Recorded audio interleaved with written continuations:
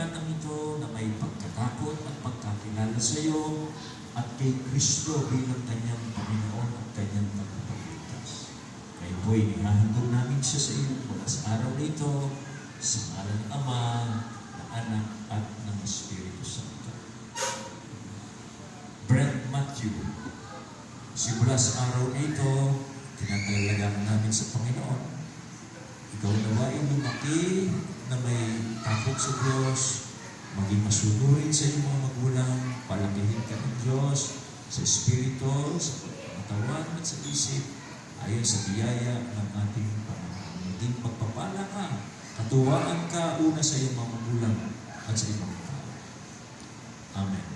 Simula sa araw nito, tatawagin po natin ang batang ito bilang Brent Matthew Yasay. Pagpalain ka ng Diyos sa ngalan ng Ama, ng Anak, Espiritu Santo.